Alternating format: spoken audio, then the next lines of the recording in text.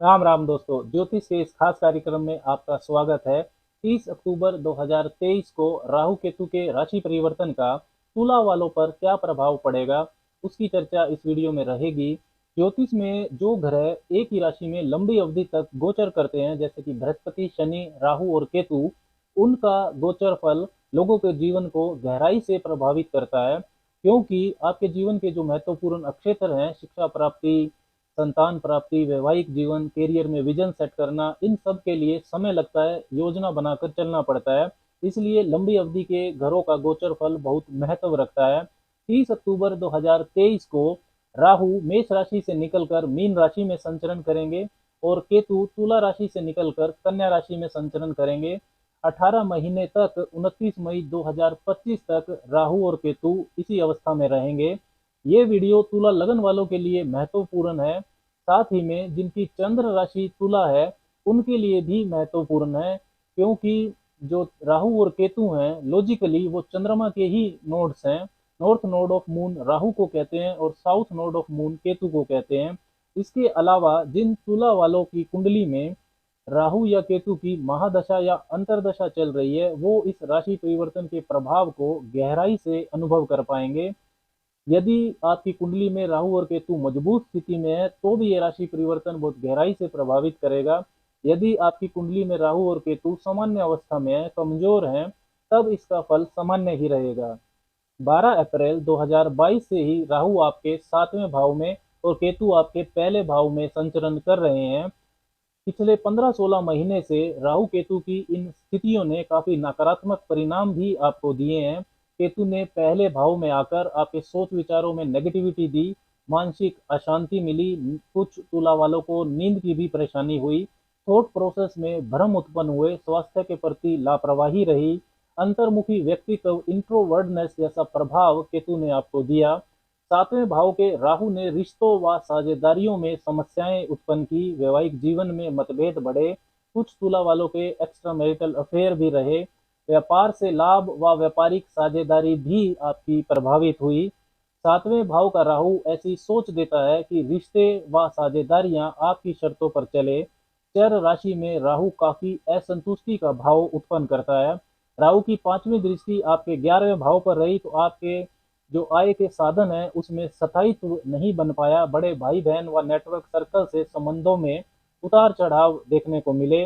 राहु की 9वीं नीच दृष्टि तीसरे भाव पर रही, जिससे गलत कार्यों में आपने रिस्क लिया और नुकसान उठाया। आपका जो साहस पराक्रम है, करेज है, उसको सही दिशा नहीं मिली। आपकी जो संवाद शैली है वो खराब रही। मिसकम्युनिकेशन की वजह से छोटे भाई बहनों व मित्रों से संबंध आपके खराब रहे। इसी वर्ष जनवरी 2023 में शनि की ढैया से भी तुला वाले मुक्त हो गए थे तथा अप्रैल 2023 में बृहस्पति ने भी 7वें भाव में गोचर किया। लेकिन तब भी तुला वालों की मुश्किलें कम नहीं हुई, खत्म नहीं हुई, क्योंकि 7वें भाव में चंडाल दोष का निर्माण हो गया। नेचुरल बेनिफिट, नैसर्गिक शुभ ग्रह बृहस्पति अपनी शुभता वहां पर नहीं दे पाए। पंचम भाव में बैठे वक्री शनि की नीच दृष्टि भी इस चंडाल दोष पर रही। इसका सबसे अशुभ फल ये भी देखने को मिला कि बृहस्पति की 5वीं, 7वीं और 9वीं दृष्टियां जो कि 11वें और पहले और तीसरे भाव पर जा रही है, वहां पर अपनी शुभता नहीं दे पाई। क्योंकि राहु की भी 7वें भाव से 5वीं, 7वीं और 9वीं दृष्टियां 11वें पहले और तीसरे भाव पर रही, जिससे नकारात्मकता में सुधार नहीं हो पाया। जिन तुला वालों की कुंडली में 7वां भाव डैमेज है, पीड़ित है, उनको इस समय के दौरान 7वें भाव के बहुत नेगेटिव रिजल्ट देखने को मिले होंगे। लेकिन अब 30 अक्टूबर 2023 को राहु आपके 7वें भाव से निकलकर छठे भाव में चले जाएंगे, मेष राशि से मीन राशि में, और केतु आपके पहले भाव से निकलकर 12वें भाव में चले जाएंगे, तुला राशि से कन्या राशि में। वक्री चलते हैं, ये हमेशा उल्टा चलते हैं, जिससे काफी हद तक तुला वालों के जीवन में शुभता बढ़ेगी। 7वें भाव में बृहस्पति रिश्तों व साझेदारी में एथिक्स, ईमानदारी को बढ़ाएंगे। लेकिन ये आपको ध्यान रखना चाहिए कि तुला वालों के लिए फंक्शनल मेलेफिक यानी कि पापी ग्रह होते हैं बृहस्पति। तुला वालों के लिए बृहस्पति जो तीसरे और छठे यानी कि दो अशुभ भावों के स्वामी बनते हैं। छठा भाव डिस्प्यूट्स का होता है, डाइवोर्स का भी होता है।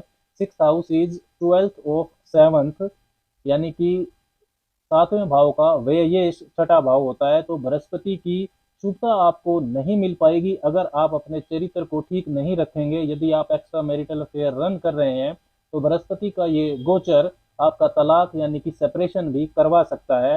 अविवाहित तुला वालों को विवाह के प्रस्ताव मिलने लगेंगे क्योंकि बृहस्पति की 5वीं दृष्टि 11वें भाव पर रहेगी, जो कि उम्मीदों व खुशियों के पूरा होने का होता है। 7वें भाव का बृहस्पति रिश्तों व साझेदारी में संतुलन लाने का प्रयास भी आपसे करवाएगा क्योंकि बृहस्पति की 7वीं दृष्टि पहले भाव पर रहेगी।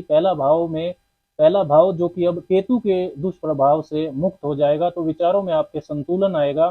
स्वास्थ्य व आपकी आउटर अपीयरेंस के प्रति जो लापरवाही चल रही थी वो दूर हो जाएगी। आत्मसम्मान आपका बढ़ेगा। हेल्दी कंपटीशन में रहने की भावना अब बढ़ेगी।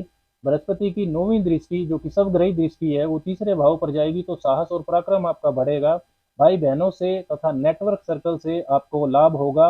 व्यापारिक साझेदारियों में भी आपका लाभ बढ़ेगा। कम्युनिकेशन स्किल्स आपकी प्रभावशाली होगी। आपकी मेहनत को सही दिशा मिलेगी। 30 अक्टूबर 2023 को राहु आपके 6ठे भाव में आ जाएंगे और केतु आपके 12वें भाव में संचरण करने लगेंगे। 6ठे भाव में राहु आपको काफी शुभता देगा, विशेषकर 1 मई 2024 तक। तब तक राहु के जो राशि स्वामी हैं डिस्पोजिटर बृहस्पति तो 7वें भाव में रहेंगे केंद्र में। तो 6ठे भाव का राहु रोजमर्रा के संघर्ष जैसे कि रोग ऋण शत्रुओं का सामना करने की हिम्मत आपको देगा। साम दाम दंड भेद का इस्तेमाल करके आप इनका सामना करेंगे।